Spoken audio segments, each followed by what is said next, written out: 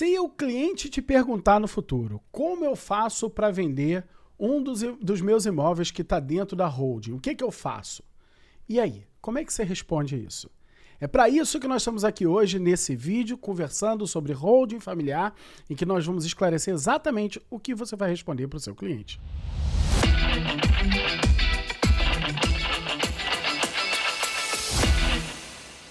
Jornada ao Nível Ouro, episódio número 3. Número 3. Vamos falar sobre compra e venda de imóveis e tal, dentro do sistema de holding familiar. Temos um bocado de assunto para tratar aqui hoje nesse episódio, que a missão desse quadro que a gente criou é te contar o passo a passo para você chegar no nível ouro trabalhando com holding familiar. Para quem não sabe o que é nível ouro, a doutora Elaine Montenegro. Nível ouro é o profissional que trabalha com holding familiar e que alcança o recebimento de R$35 mil com holding familiar. Ou mais, todos os meses da vida. Muito bom, muito bom. Nós vamos começar esse nosso papo aqui. Eu sou Márcio Carvalho de Sá. E eu sou Elaine Montenegro. Estamos juntos aqui para levar você ao nível ouro. Vamos nessa.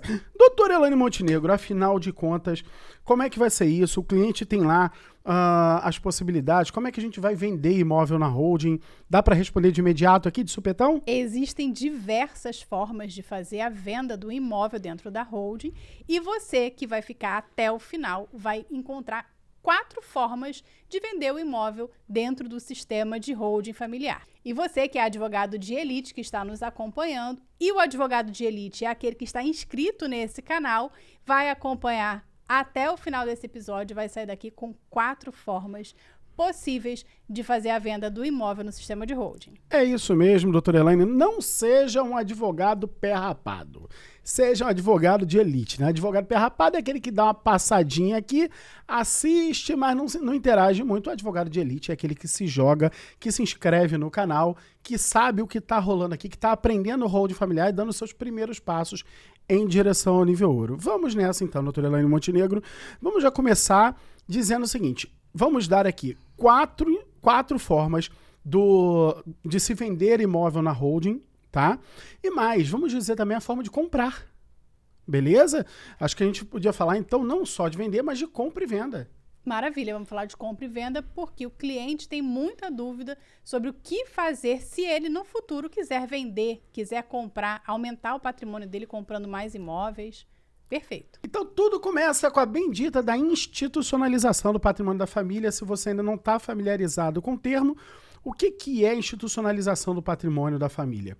A gente chegou à conclusão que é maluquice a pessoa que não dura para sempre, CPF é algo que acaba, você adquire um bem que quer durar para sempre, que quer fazer ficar para sempre dentro da sua família, só que o dono é alguém que acaba.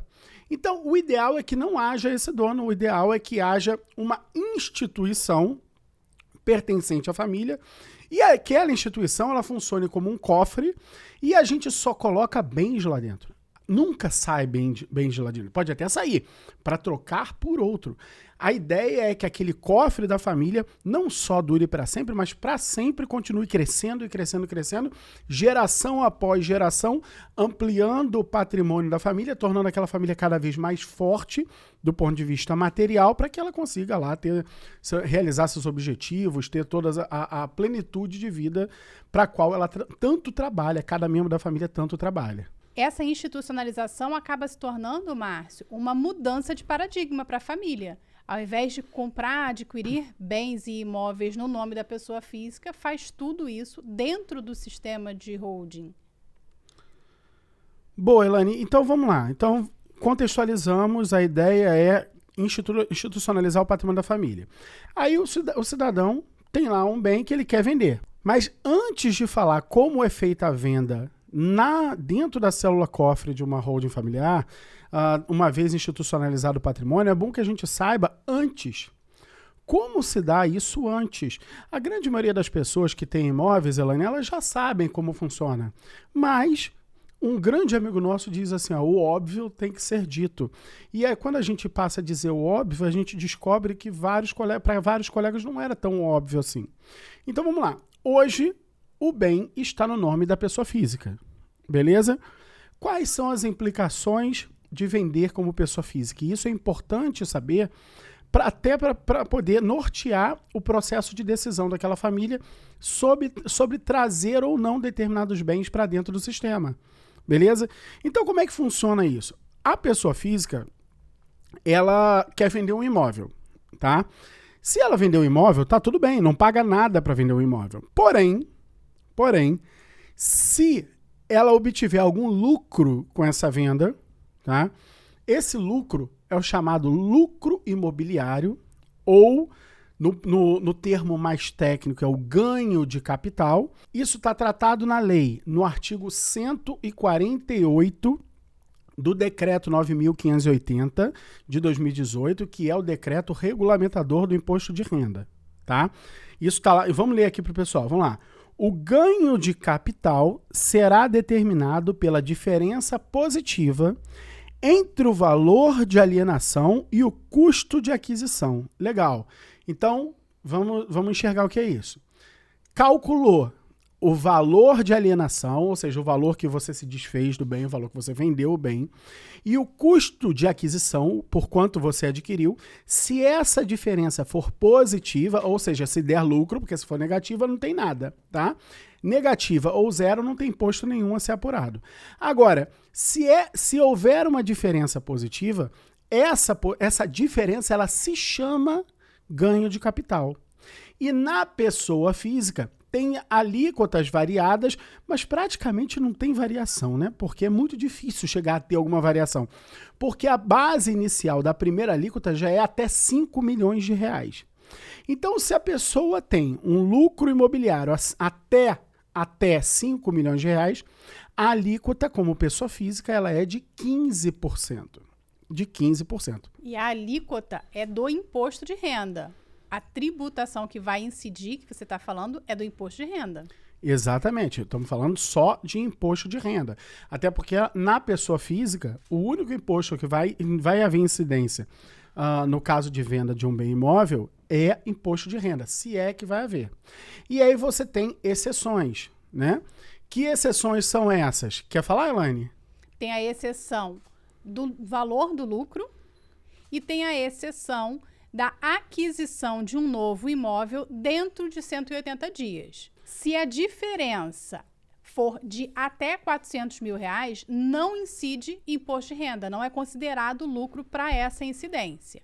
E a segunda possibilidade é de não haver incidência, não ter ganho de capital, se a família adquirir um novo imóvel em até 180 dias, utilizar a receita daquela venda para aquisição de um novo imóvel. Boa. Então, a gente prossegue assim, olha. O imóvel foi recebido lá pela pessoa... decidimos, então, que vamos passar esse imóvel para dentro da pessoa jurídica, para dentro da célula cofre. Legal.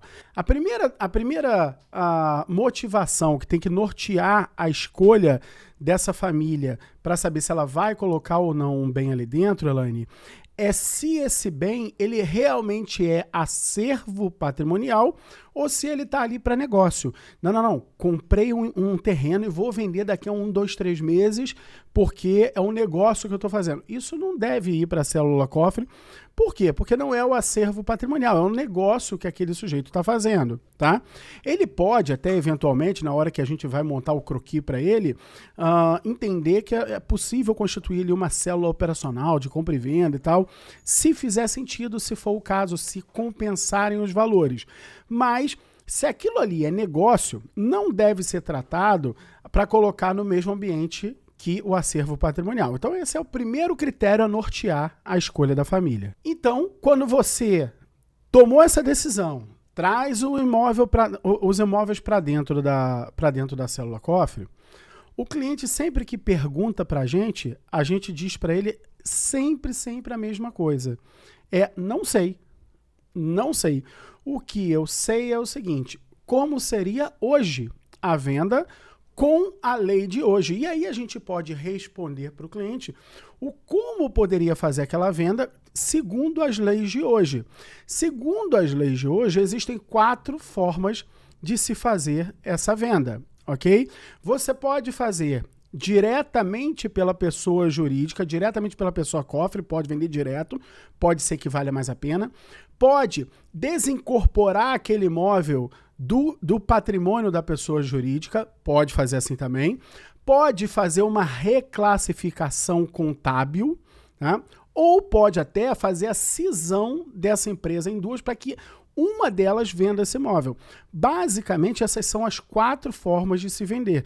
E aí o que a gente pode fazer agora, Elaine, é avançar para desmistificar e esclarecer cada uma dessas formas. Vamos nessa? Vamos nessa então, Márcio. Pela primeira forma que você apontou, é a venda direto pela própria holding, quando o imóvel ele está como propriedade para investimento. Como que a família opera essa venda? Boa, então vamos primeiro explicar como é que é essa história da propriedade para investimento. Quando a gente traz o imóvel para dentro da pessoa jurídica, para dentro da célula cofre, a gente faz isso por meio do pagamento do aumento de capital social. Ou seja, a gente integraliza o capital social com aquele bem imóvel, beleza? E aí uma coisa que é importante dizer, nunca fale que você vai integralizar o imóvel, beleza? E daqui a pouco eu vou chamar a atenção para um outro termo também, mas já vou falar sobre ele. Um outro termo que é você que é advogado, você que é técnico, não pode ficar cometendo essas gafes de atecnia, né? Então nunca diga assim, vou integralizar um imóvel. Cara, o que você vai integralizar é o capital social. O capital social é que vai estar sendo integralizado. O que você vai fazer é pagar esta integralização com o bem imóvel. E aí o que você vai fazer é incorporar esse bem imóvel ao patrimônio da célula cofre. Eu acho que aqui a gente, fez um ajuste de conteúdo técnico. Legal. E esse ajuste de conteúdo que você está apresentando, Márcio, ele não tem nada a ver com a atecnia. A gente tem que não falar com juridiquês para o cliente compreender o que a gente precisa apresentar para ele de informação, mas não pode faltar a técnica na apresentação da informação. Exatamente. E aí a gente vai, então, pensar o seguinte, olha, a maneira como eu estou escolhendo nesse momento, ou pelo menos a maneira como eu estou investigando, que tudo começa por uma investigação, né? Qual dos 4 é o melhor jeito? Você vai ter que investigar, tá? Fazer simulações, tá? Então a primeira simulação que eu vou fazer é pensar o seguinte, se eu peguei esse bem, levei para dentro da empresa através do pagamento do meu aumento de capital social, tá? Eu integralizei o capital social com o pagamento por um bem imóvel. Incorporei o bem imóvel ao patrimônio da célula cofre. Legal. No momento que você fez isso não tem nada a ver com você, advogado. Beleza? O que vai acontecer com aquele imóvel ali dentro não tem nada a ver com você, advogado. Tem a ver com um contador parceiro. Mas eu não tenho um contador parceiro, tudo mais. Você não tem porque você ainda não é membro do time Holding Brasil. Porque lá dentro do time Holding Brasil nós temos cara, Elaine, podemos dizer, né? Disparados, os melhores contadores do Brasil que trabalham com holding familiar estão lá dentro. E a gente tem a honra de poder contar com eles. Né? É gente muito fera. São grandes parceiros dos nossos advogados, dos nossos colegas advogados. E a gente caminha junto. Dentro do time Holding Brasil, a gente caminha junto para a execução do trabalho. Isso aí. Então, assim, o advogado que vai cuidar, é o contador que depois de constituída a holding, que vai cuidar dessa holding, que ele vai montar lá a estruturação contábil dela. Legal, né? Então, na hora que ele for apresentar um balanço dessa empresa, tá? Dessa célula cofre, ele vai demonstrar no balanço que aquele bem ele está classificado contabilmente como propriedade para investimentos. Ok? É assim que fica lá como um dos ativos da empresa, aquele imóvel classificado como propriedade para investimentos. Tá? E aí o que acontece? Se a empresa decidir vender esse imóvel, Elaine, de acordo com o artigo 222 do Decreto 9.580, aquela venda, aquela venda, se houver aquela diferença positiva que ainda há pouco a gente acabou de mencionar, essa diferença positiva também vai ser ganho de capital, ok? E se for um ganho de capital, que está lá no 222, os ganhos de capital serão acrescidos à base de cálculo. Então, se você tem uma base de cálculo de uma empresa, por exemplo, no lucro presumido, tá?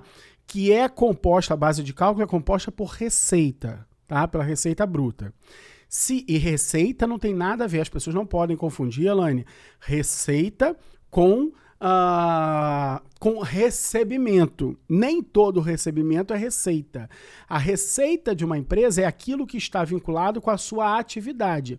Quando ela vende um imóvel, aquilo ali não tem nada a ver com a atividade dela. Tá? Ainda mais se esse imóvel não é um estoque. Ainda mais se esse imóvel está classificado como propriedade para investimento. Então, aquilo ali não é fruto da atividade. Se não é fruto da atividade, não é receita. Legal? E por que é tão importante saber disso? Aliás, o próprio artigo que eu acabei de mencionar, ele reforça o que eu estou dizendo. Por quê? Porque se essa venda fosse receita, não precisaria existir um artigo dizendo que o ganho de capital decorrente dessa venda vai incorporar a base de cálculo, se a receita já está na base de cálculo. Então, precisou haver esse artigo exatamente confirmando o que eu acabei de falar. Por quê? Porque receita é só aquilo que está vinculado à atividade da empresa. Legal? Beleza. Então, se a empresa vende um imóvel, o imóvel não está vinculado à atividade dela. E não é receita, mas esse recebimento, esse ganho que a empresa teve, a diferença positiva entre o valor da venda e o valor que entrou na contabilidade da empresa, tá? Essa diferença é ganho de capital. E aí o problema, Elaine, é que na pessoa jurídica, o ganho de capital, quando nós estamos falando aqui do lucro presumido, o ganho de capital ele vai ser de 25% de imposto de renda sobre ele, não 15% como na pessoa física, e mais 9% de CSLL. Ou seja, nós estamos falando de 34%, tá? Esses 25%, Elaine, é bom esclarecer que é o seguinte, Márcio, mas eu não vejo na lei nada falando 25%, é porque é 15% mais um adicional de 10%, tá? Então, total, 25% de imposto de renda mais 9%. Então, dá 34% de tributação sobre o ganho de capital. Aí as pessoas falam assim, então não vale a pena. Exatamente isso que eu ia te perguntar. Se na pessoa física é por 15%, como que se justifica essa alíquota de 34% na pessoa jurídica? E é por isso, Elaine, que eu não sei qual é a resposta a dizer para o cliente para o futuro. Porque eu não tenho bola de cristal. Por quê? Porque vai que no futuro a diferença não é positiva. Se a diferença for negativa, cara, 34%, 15% ou 110.000% sobre zero é zero. Então, e não tem muito tempo que nós vivenciamos isso, né, Elaine? A gente vivenciou isso. Em 2014, nós tivemos a crise que decorreu lá do Petrolão, da Lava Jato, essa coisa toda. A crise do setor de óleo e gás no Brasil. Beleza? Tivemos essa crise. Antes dessa crise, nós tivemos um boom imobiliário. Então, tinha imóvel que foi adquirido por 200 mil, com o boom imobiliário que nós vivemos, principalmente no Rio de Janeiro, por causa das Olimpíadas, também teve a Copa do Mundo, né? E aí teve o boom imobiliário, um imóvel desse de 200 mil passou a valer 1 milhão. 1 milhão. Só que isso em 2010. Isso em 2000, nessa faixa aí de 2010 a 2014, por causa desse boom todo. Aí o que acontece? Chegou 2014 e veio a crise. Aquele imóvel de 1 milhão, o cliente, vamos dizer, o cliente adquiriu, como foi o nosso caso, né? Exatamente, o nosso caso foi exatamente assim. O cliente adquiriu o imóvel em 2012 por 1.400.000. Foi o caso que nós tivemos no escritório. 1.400.000. E aí ele vendeu em 2014 por 1.200.000, uma coisa assim. Ou seja, qual foi o ganho de capital dele? Zero. Zero. Ele teve um decréscimo ali, o imóvel passou a valer menos. E aí o que acontece? Qual é a diferença entre vender na pessoa física ou na pessoa jurídica? Nenhuma. Então por que eu vou praticar qualquer ato? Vende direto na pessoa jurídica. Então é por essa razão que a gente não tem condição de eu não sei como é que vai estar no futuro. Agora, no futuro a gente vai analisar. Então, se o cliente chega pra gente, a gente, opa, o valor da venda é menor do que o valor contábil. Cara, vamos vender direto pela pessoa física, pela pessoa jurídica. Direto pela célula cofre. Tá ótimo. Agora, pô, chegamos à conclusão que é o contrário, Elaine. Chegamos à conclusão que o cara comprou lá o imóvel entrou na empresa por 1 milhão e agora ele vai vender por 2 milhões. Não vai ser esse o método que nós vamos usar. Mas qual vai ser o método que nós vamos usar? Vamos avançar, vamos entender mais outro método. O que você precisa ter em mente é que se você quiser vender pela pessoa jurídica, pela célula cofre, diretamente, o imóvel que está como propriedade para investimento vai incidir imposto de renda de 15 mais 10, ou seja, 25%, e contribuição social sobre o lucro líquido, CSLL, mais 9%. Então vai incidir 34% sobre a diferença entre o que foi vendido e o valor que está na contabilidade da empresa, beleza? Se esse valor for positivo, for maior que zero, essa diferença for maior que zero, vai ter toda essa carga tributária que eu falei. Se for menor que zero, se for zero, não vai ter carga tributária nenhuma. Você pode vender por dentro da empresa. Então não é dizer que vender pela célula cofre é ruim. Não, essa é uma das formas possíveis de fazer e vai ser bom ou ruim na medida que você investigar e comparar com todas as demais. Primeiro você vai ter que analisar a situação do seu cliente para depois dizer o que é mais vantajoso para ele ou não. Inclusive sendo possível vender diretamente pela própria holding, pela própria célula cofre, sem que isso acarrete para ele uma carga tributária elevada. Márcio, essa aí foi uma bela de uma dica para o advogado de elite. Então, você que é advogado de elite, que pegou essa sacada, essa dica, curte aqui o nosso vídeo. E mais, né, Elaine? Manda isso aqui para outro colega seu advogado, para que ele não seja um advogado pé rapado, para que ele também se torne um advogado de elite. Mas já aviso, ó lá os caras lá tem uma maluquice lá de chamar de advogado de elite e pé rapado. Então você já se inscreve no canal, porque senão você é um advogado pé rapado. Beleza? Elaine, vamos lá então. Vamos para a segunda forma de vender? Qual é a segunda forma? A primeira que você apresentou foi pela própria holding, pela própria célula cofre, como propriedade de investimento. A segunda forma é como estoque. Se esse imóvel estiver classificado como estoque, como faz essa venda? Então vamos começar explicando o que é a tal da reclassificação contábil. Tá? Isso é importante o advogado saber que ele não tem que fazer isso. Okay? Esse não é papel do advogado, esse é papel do contador, que ele vai ter lá um parceiro que vai funcionar junto com ele, beleza? Ou nem que seja outro, pode ser o próprio contador do cliente, ou qualquer contador que vai assumir depois a contabilidade dessa empresa, sabe fazer isso, tá? Uma reclassificação contábil não é uma manobra ardil, nada disso. Uma reclassificação contábil tem que ser algo feito para expressar a verdade. Então, se existe uma verdade que essa empresa agora vai exercer uma atividade imobiliária de compra e venda de imóvel, tá tudo bem, ele pode fazer essa reclassificação contábil. É só ver quais são as implicações disso e realmente se isso vai ser uma verdade. Se for uma verdade, a reclassificação é super justa. Por quê? Porque vai expressar aquilo que é o honesto, o que é o certo, e o certo é o certo. Beleza? Na reclassificação contábil, esse imóvel, que em princípio entra na empresa como propriedade para investimento, Márcio, se você vai reclassificar depois, por que o cara não já coloca na empresa como estoque? Né?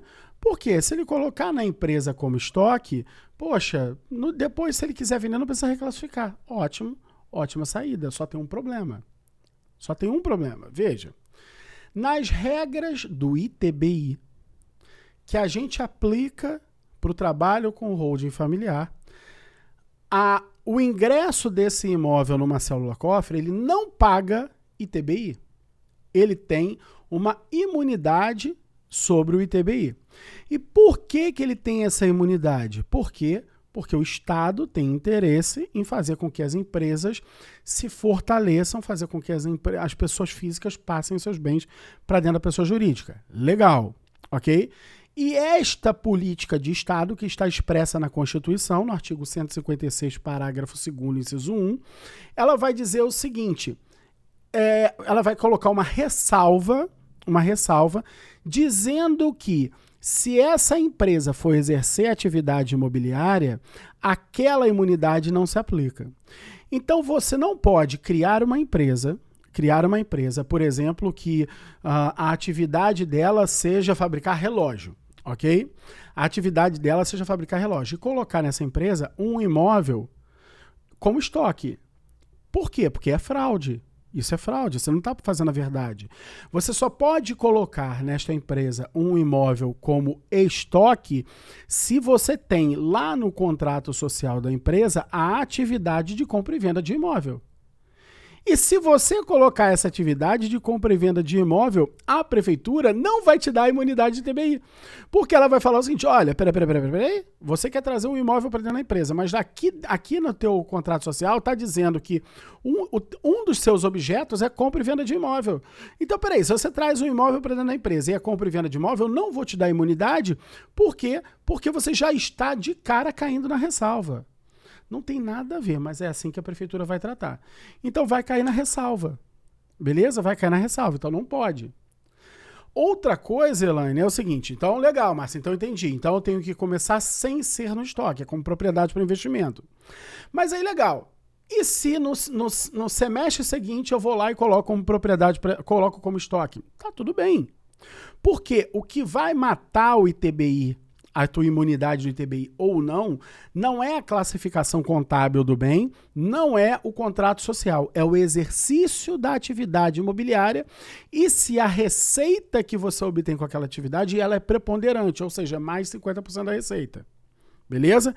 Então, se você muda o contrato social, diz que agora a tua atividade é compra e venda de imóvel, tá?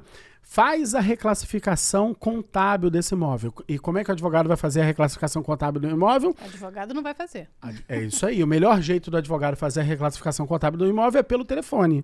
Não é isso? Ou pelo WhatsApp, ou pelo computador. É fazendo contato com o contador. Fala só, faz aí, tudo mais, porque agora vai ser assim, explica para ele. Ok?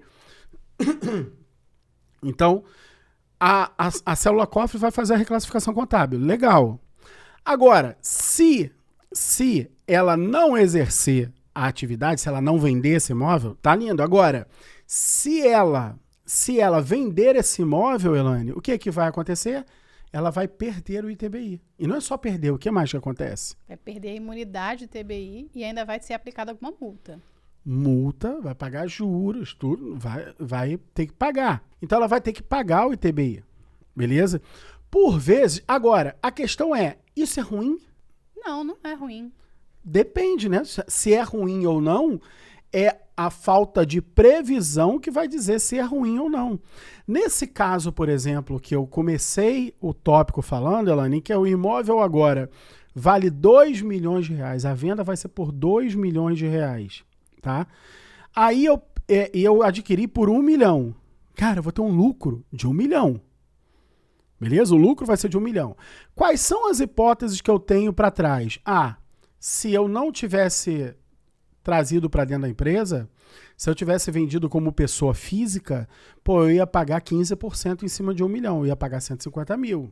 Legal, olha só, investigação, simulações. E se eu vendesse pela empresa? Beleza, qual é o lucro? 1 milhão. Você vai pagar 34% em cima de 1 milhão, ia pagar 340 mil. E se eu fizer a reclassificação contábil? Na reclassificação contábil, o impacto tributário disso vai ser em torno de 7% sobre o total. Sobre o total. E mais o ITBI que ele vai ter que pagar. Então, digamos que ele faça a própria denúncia, ele vai lá na prefeitura e vai falar assim, não, eu quero vir aqui pagar o ITBI, ele vai pagar só 3% de ITBI. Legal? Ele vai lá e paga o ITBI, faz a reclassificação contábil e paga o ITBI. 3% em cima do total. 3% em cima de 2 milhões. Então vamos botando na conta. 60 mil. 60 mil. Aí ele vai pagar 7% em cima da operação toda. Ok? Em cima da operação toda. São mais 140 mil. Beleza? 140 mil. 140 mil com mais 60 mil, isso deu 200 mil. Comparei com a pessoa física e falei, não valeu a pena. Então essa operação não valeu a pena. Agora imagina, Elaine, que a diferença fosse maior ainda. Maior ainda. Por exemplo, mas isso não acontece. Não acontece na Barra da Tijuca, no Rio de Janeiro. Ok? Mas, por exemplo, no campo, onde você tem fazendas que foram adquiridas por 300 mil, agora vale 10 milhões, ou só acontece. Então, o lucro imobiliário é enorme. Enorme. Aí, talvez, imagina que nesse exemplo, se a diferença fosse, não 1 milhão, mas fosse 2 milhões de diferença, né, já ia compensar, ia ser muito melhor vender pela pessoa jurídica, pela célula cofre, fazendo a reclassificação contábil da célula cofre. E o proveito dessa operação é muito grande. Nós, inclusive, temos vídeo aqui no canal falando sobre algumas formas de utilizar essa receita, esse proveito dentro da própria holding. Como a família pode fazer isso? Boa, vamos colocar um card aqui em cima, botar aqui em cima para você um card, para você poder assistir esse vídeo, dar uma olhada lá, dá pausa no vídeo, libera lá o vídeo e depois volta aqui. Elaine, mas tem mais problemas aí. Essas duas formas que você apresentou. Antes de sair dessa, tem um problema. A Receita Federal, vamos botar umas aspas aqui, não para atribuir o crédito do que eu vou dizer a eles, tá? Mas para dizer que é mais ou menos assim. A Receita Federal não gosta disso. A Receita Federal não gosta disso. Existem algumas soluções de consulta e também alguns julgados do CARF que batem nessa coisa da mudança da reclassificação contábil. Márcio, então a Receita enxerga que é fraude fazer a reclassificação contábil? Não. De forma alguma, o que a Receita enxerga é a operação de verdade que está acontecendo. Então, se a empresa foi lá e fez a reclassificação contábil, mudou na contabilidade, mas não mudou nem o contrato social, Elaine, para botar lá a atividade de compra e venda de imóvel, cara, ela está exercendo uma atividade fora da atividade prevista, é um desvio de finalidade, na verdade, o que vai estar acontecendo. Ele não está previsto no objeto daquela sociedade a realização da venda de imóveis, né? Não está previsto. E como não está previsto, a Receita enxerga isso como fraude. Ou tem coisa que a Receita faz que aí eu já acho meio errado, ok? Meio errado. Qual é o meio errado? Eu falo assim, não, fez toda a alteração, mas só fez uma operação de compra e venda de imóvel, não fez mais nenhuma. Não é uma atividade corriqueira da empresa. É uma atividade regular da empresa. Isso eu já discordo. Agora, aqui, Elaine, vai um pulo do gato. Se a empresa só tem um imóvel, a célula cofre só tem um imóvel e quer vender esse único imóvel através desse sistema de reclassificação contábil, o que eu penso que isso seria incontestável perante a Receita Federal? Era converter, Elaine, não só mudar o objeto, como converter numa SPE. Para que você que não está familiarizado com o termo, uma SPE é uma sociedade de propósito específico. Então, se a empresa tem como propósito específico realizar aquela única atividade, que é o único bem que ela tem, não faz sentido dizer, mas não é atividade porque não é regular. Sim, não é regular porque é só um bem e é uma sociedade de propósito específico. Aí sim, aí fica redondo. Mas fora isso, sinceramente, essa opção, quando passa a valer a pena, tem que tomar muito cuidado para que ela expresse totalmente a verdade daquela empresa, daquela família e tudo mais e tal, para que aquilo ali não se enquadre como uma possível fraude na Receita Federal. Mas se tomar os cuidados direitinho, dá para fazer, é regular fazer, não tem nada de errado fazer isso, tá? Essas duas formas que você apresentou, Márcio, são formas que a gente já imagina serem possíveis. A venda direto pelo titular do imóvel, titular do bem. Mas a gente falou aqui que teríamos 4 possibilidades para quem é advogado de elite saber como lidar com a venda de imóvel. Quais são as outras? A terceira possibilidade, Elaine, é retirar o imóvel de dentro da empresa. Tá? E aqui a gente tem que fazer um parêntese de conteúdo quando falam que vão desintegralizar o imóvel. Sabe o que eu penso quando alguém fala que vai desintegralizar o imóvel? Eu penso no Darth Vader.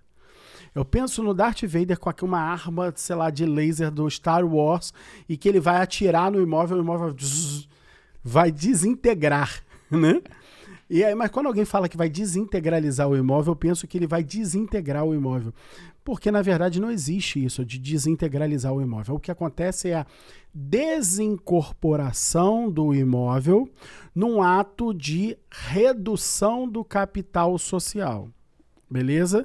E é isso que o advogado precisa entender como é que funciona. Bom, quando a gente traz o imóvel para dentro da empresa, o que a gente faz é o seguinte, a gente aumenta o capital social. Imagina só, a empresa começa com R$1.000. Aí a gente vai mudar o capital social dela para 1.100.000. 1.001.000. Por quê? Porque tem um imóvel que vale 1 milhão, que a gente vai aumentar o capital social em 1 milhão e trazer esse imóvel de 1 milhão para dentro da empresa. Então, o novo capital social da empresa vai ser 1.001.000. Beleza? A diferença é o valor do imóvel. Olha como é que você paga a diferença? Como é que você realiza esse capital? Como é que você integraliza esse capital social? Você faz o seguinte, você diz no contrato social assim, empresa, vou pagar esse capital social que eu estou subscrevendo com o meu imóvel de 1 milhão. E aí, tudo fecha, a conta fecha. Né? Beleza. Pagou o aumento de capital social, integralizou. O ato de pagar é o ato de integralizar o capital social e pagou com o bem imóvel. Legal. Agora eu tomei uma decisão na vida que eu quero retirar esse imóvel da empresa, vou voltar para a minha pessoa física com esse imóvel, tá? Vou voltar com esse imóvel para a minha pessoa física porque lá fiz todas as contas e vai sair mais barato se eu fizer a venda como pessoa física. Legal, tudo bem. Primeiro de tudo é saber isso, que você não está desintegralizando o imóvel, tá? Nem mesmo, eu tenho muita dificuldade de achar que desintegralizar o capital social é um termo certo. E aí os colegas do direito societário podem até opinar, podiam escrever aqui nos comentários o que acham disso. Porque se eu for pensar pela técnica do direito societário, eu penso que não existe esse ato de desintegralizar. Por quê? O que é o ato de desintegralizar? É o ato de pegar de volta aquele aumento de capital social. Então, eu tenho uma empresa que o capital social era era R$1.000, aumentei para 1.001.000. Integralizei. O que é desintegralizar? Deixar o capital da empresa com 1.001.000 e retirar 1 milhão. Isso não pode, não tem autorização legal de existir. Sei lá, talvez, e se existir, esse ato não vai ser desintegralização, isso vai ser manus militares, o cara vai estar roubando da empresa, ele vai tomar dinheiro da empresa, ou ele vai fazer uma distribuição irregular de lucro, não pode. Esse ato desintegralizar, eu penso até que ele não existe, entendeu? Do ponto de vista mais técnico, como a gente está aqui aprofundando para o colega advogado, para formar advogado de elite, né? Do ponto de vista mais técnico, não está muito certo. Minha opinião, tá? Comporta toda opinião diferente. Coloca aqui aqui nos comentários se você diverge ou se você concorda. Fica à vontade, tá? Mas o que é o termo certo? O termo certo é reduzir o capital social. Ok? Então ele vai reduzir, ele não vai desintegralizar. Ele vai reduzir o capital social. Ok? E aí essa redução de capital social está prevista nos artigos 1082 e no nosso caso aqui mais precisamente ali no 1084, no parágrafo 1º, a gente já vai falar sobre isso. Essa redução de capital social precisa ter alguma justificativa? Precisa ter alguma razão para isso? Então, essa razão ela está no próprio 1082 do Código Civil, né? O Código Civil ele traz duas possibilidades de redução de capital social, Elaine. A primeira é por um fato que ele tem que haver uma certa comprovação dele, tá? E a segunda é por mera discricionariedade dos sócios, tá? Por quê? Vamos lá. A primeira é quando você tem algum dano irreparável e você precisa reduzir o capital social. Não é o nosso caso. Não é o nosso caso. O segundo caso, que é o inciso 2 do 1082, é quando a empresa entende, e aí quando eu falo da empresa, vamos falar dos sócios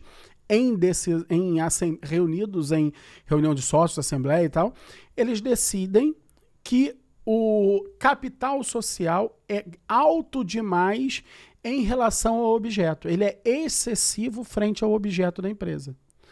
Isso é completamente discricionário. Isso é uma decisão que só cabe aos sócios, em reunião de sócios, reduzir esse capital social por considerá-lo excessivo em relação ao objeto. Assim como os sócios podem aumentar o capital social, eles reunidos podem decidir que o capital está excessivo e reduzir a partir disso. Exatamente isso. E aí, nessa redução de capital, a lei prevê algumas coisas. A lei primeiro prevê o seguinte: olha, se você reduzir, o que você tem que fazer? Tem que devolver para o sócio aquele excedente. Ok? Então, você devolve para o sócio aquele excedente. Tá? E aí tem algumas restrições nisso. Tá? Primeira restrição, Elaine, tem que respeitar um prazo de 90 dias. Mas por que esse prazo? Por quê? Porque o capital social ele é visto pela norma como uma garantia que a empresa representa para os credores. Então você não é só esperar o prazo, tem que publicar em jornal de grande circulação para que a universalidade dos credores possa enxergar que, olha, aquela empresa lá que eu tenho um crédito com ela, eles estão reduzindo o capital social. Que papo é esse? Ok? Então, a universalidade dos credores precisa enxergar esse movimento dos sócios. Esse não é um movimento que pode ser escondido, não, ele é um ato público e tem que respeitar esse prazo de 90 dias. E a lei também prevê que você tem que devolver o excedente para o sócio. A outra restrição que tem não tem nada a ver com a lei societária, tem a ver com a lei tributária. Se essa devolução, se você já fez a migração de cotas de capital social para os filhos e vai acontecer essa devolução, para que tenha imunidade do ITBI, só tem uma possibilidade. Se, e somente se, ela voltar para o mesmo sócio que levou o imóvel lá para dentro. Quer dizer, então, Márcio, que se o pai integraliza o capital social com um imóvel, faz a doação daquelas cotas para os filhos, depois, quando ele decidir, se aquela família decidir tirar o imóvel da pessoa jurídica e voltar para a pessoa física, terá implicações. Terá implicações, via de regra. É bem verdade que ele pode fazer isso através de uma cláusula de call, pegando de volta, ok? Pegando de volta e aí vai lá e ele assume. Mas se ele já passou para o filho, teria que ser para o filho e o filho teria que pagar ITBI. Ou fazer a cláusula de call, passa para ele e ele faz a redução de capital social. E aí, com isso, você consegue, então, estabelecer uma alíquota da pessoa física. No caso do exemplo que eu dei antes, é um bom exemplo. O melhor cenário é com pessoa física, então um bom exemplo seria trazer de volta para a pessoa física. Não é desintegralizar o imóvel, tá? É desincorporar o imóvel mediante redução de capital social, tá? E aí sim você faz a venda pela pessoa física, que sairia mais barato. Mas até agora você já apresentou 3 formas e a gente falou que seriam 4 formas de alienação, 4 possibilidades de venda do imóvel através da hold familiar. Qual é a 4ª forma, Márcio? E aí, só para recapitular, essa que a gente acabou de mencionar. Então, a terceira forma é você desincorporar o imóvel da pessoa jurídica, voltar com esse imóvel para a pessoa física. Necessariamente tem que ser a mesma pessoa física que levou o imóvel para dentro. Ah, Márcio, mas pode ser outra? Pode. Qual é a implicação? Vai pagar ITBI. Ah, mas peraí. Nas contas que eu estou fazendo, está valendo a pena pagar o ITBI do que ter esse movimento todo. O lucro que eu vou ter, a velocidade e tudo mais e tal. Está valendo a pena. E está tudo bem se valer a pena. Tudo isso tem que fazer parte das contas que se apresenta para o cliente. E que o cliente decide. A decisão é do cliente.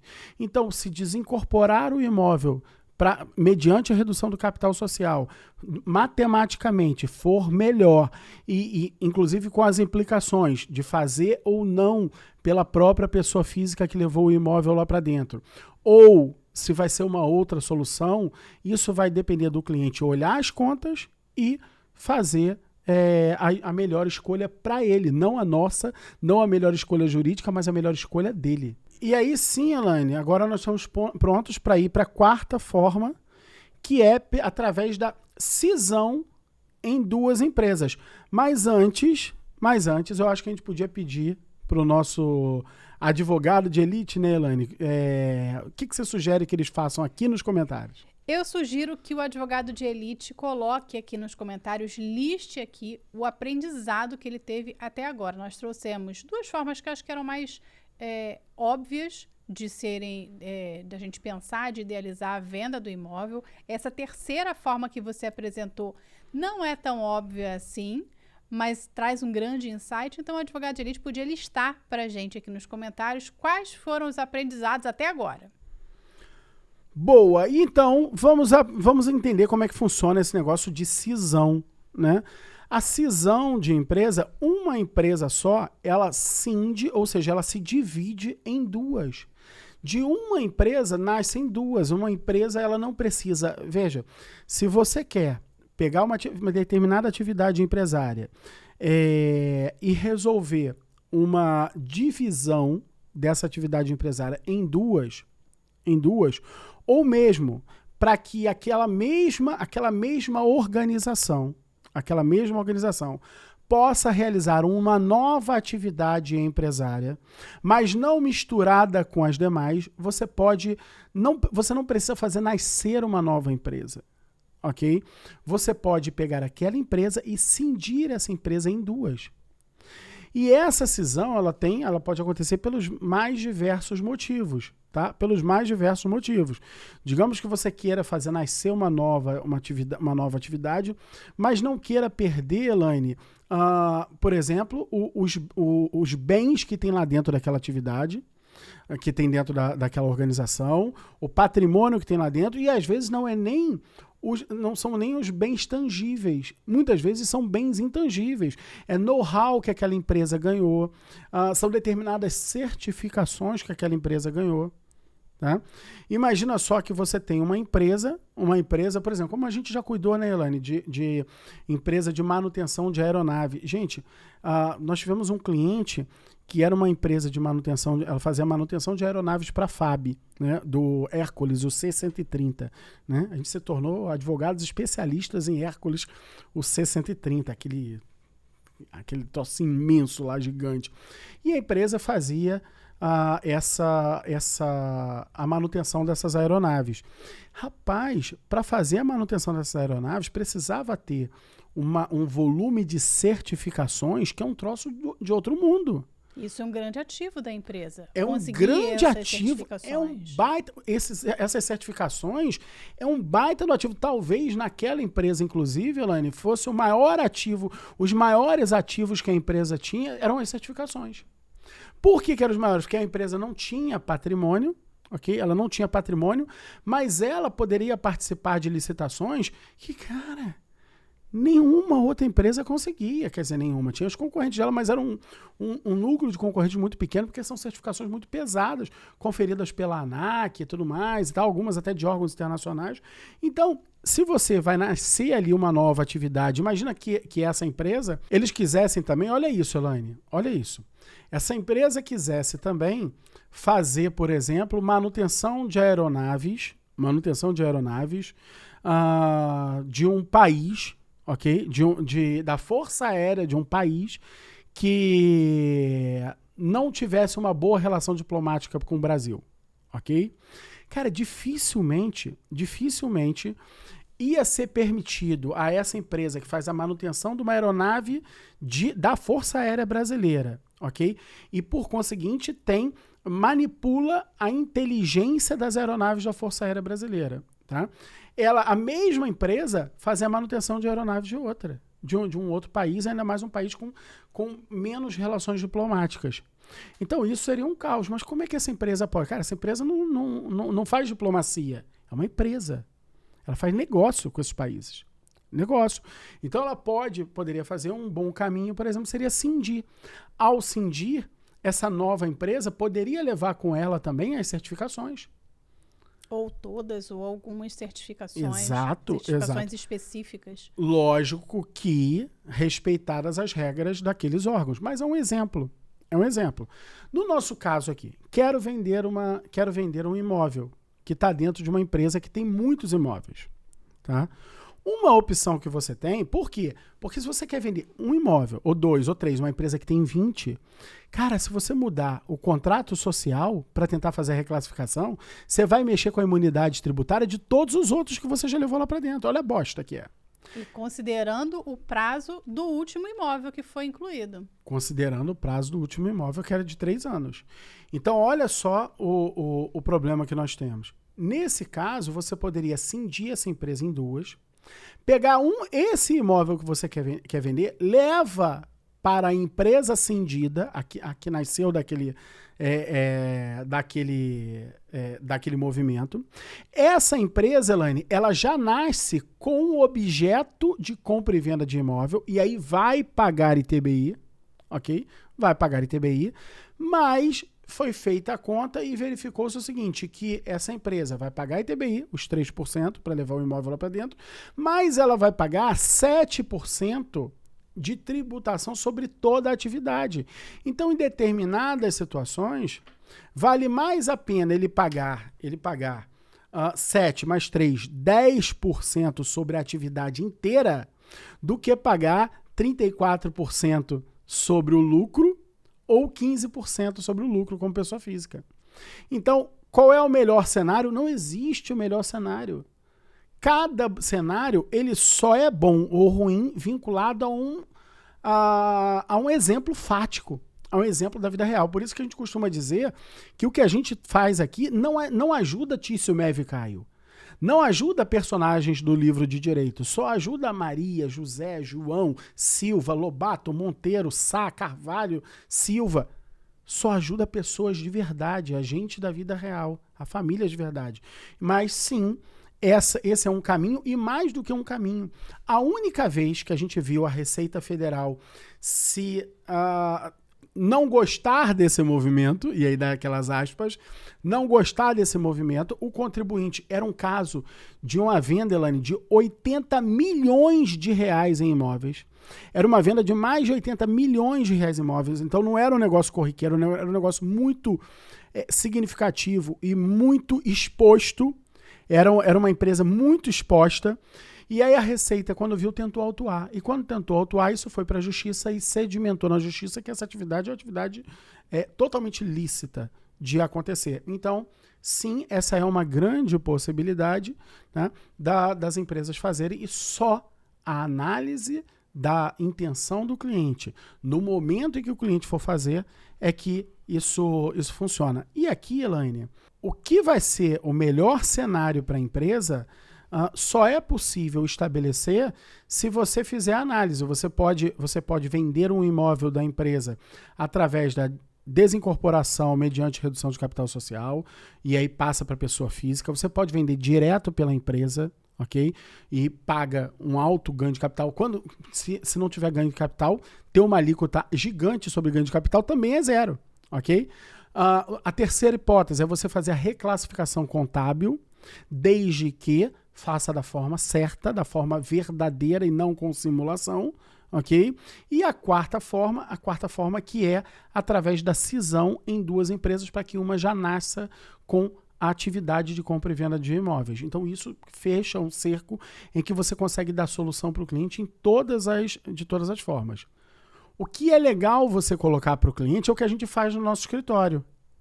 A gente oferece para o cliente um período, não só um período de assessoria jurídica como uma espécie de garantia, mas a gente concede para o cliente um acesso a gente, não é para um serviço de consultoria ou de assessoria jurídica gratuito, não, mas é para que ele a qualquer tempo, enquanto o nosso escritório existir, ele pode buscar o nosso serviço para que a gente faça uma análise para poder dizer para ele o que é melhor.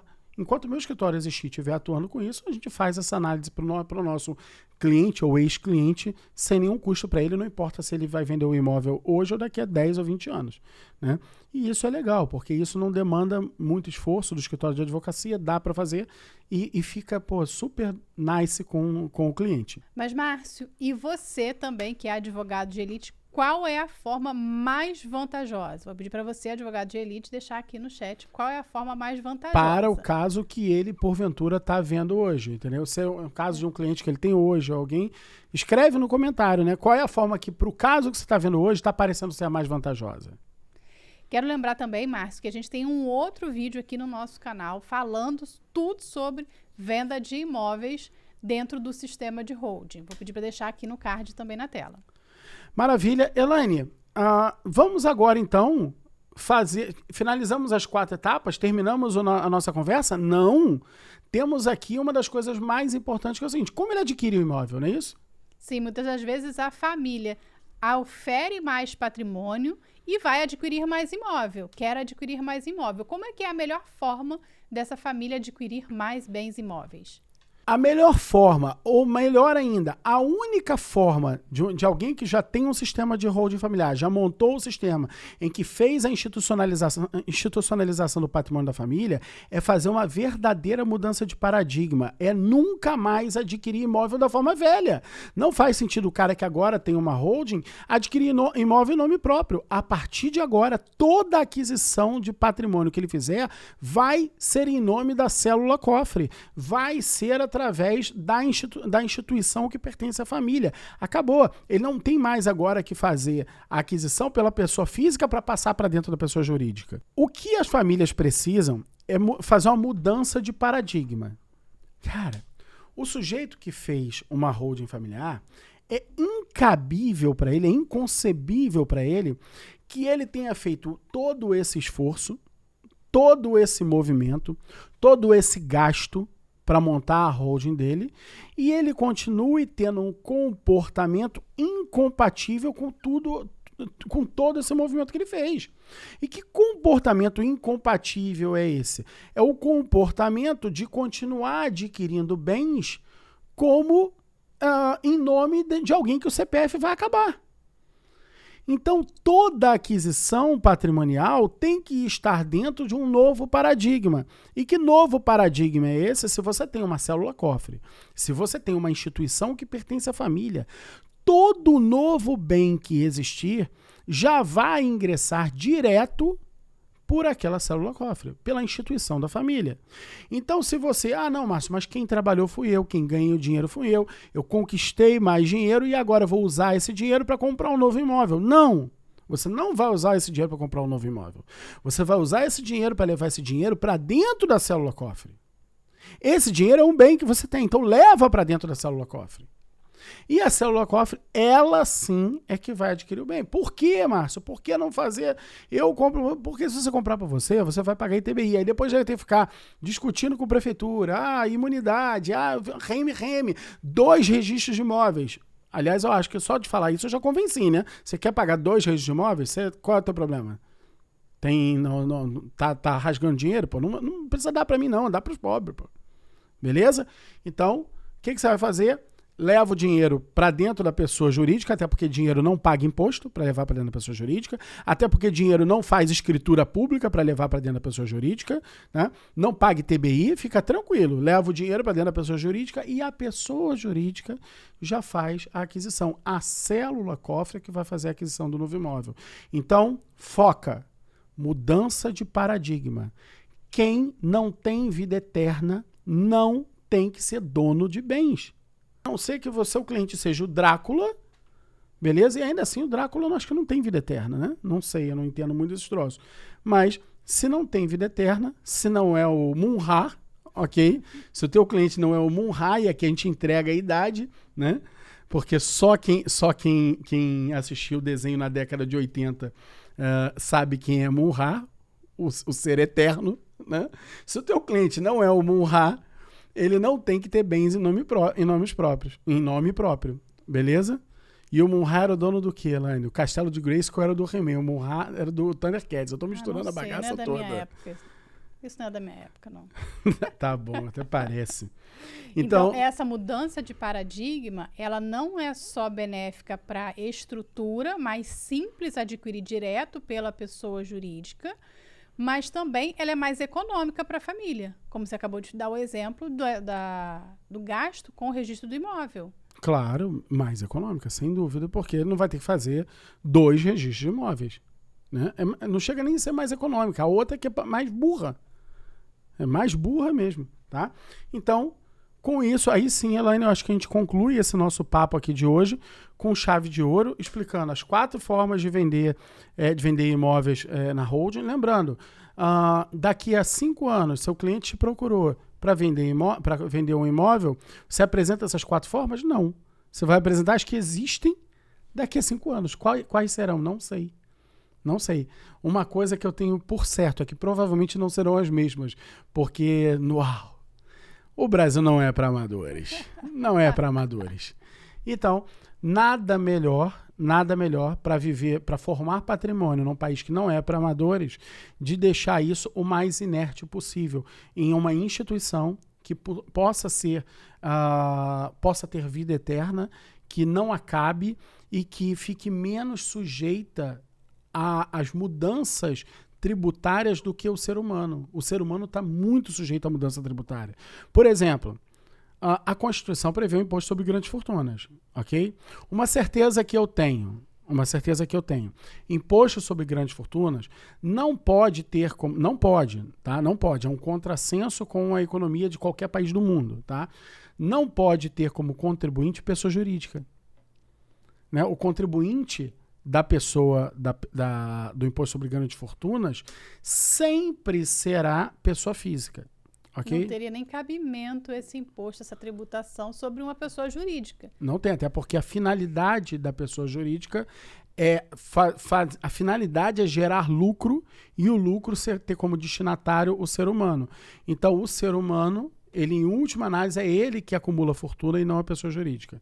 Então, se você não faz essa linha até o final, se você não leva o fechamento patrimonial para dentro da pessoa física, você jamais será tributado com o imposto sobre grandes fortunas. O dia que vier finalmente a ser instituído já porque está previsto na Constituição, mas o dia que vier a ser cobrado, vier a ser estabelecido.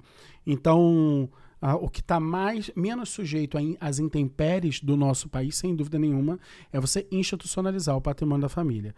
E aí, Elaine, o que pode ser legal agora para você que é advogado de elite que está assistindo com a gente? Deixa um joinha. Deixa o seu like. Deixa o seu like dizendo que você gostou do que a gente tratou hoje aqui sobre venda de imóvel na holding familiar, aquisição de imóvel na holding familiar, e continue acompanhando o nosso canal, né, Márcio? Para você que ainda não é advogado de elite, faça isso agora. É isso aí. Se inscreve, ativa o sininho e a gente se encontra no próximo. Um beijo no seu coração, fique com Deus. Até a próxima.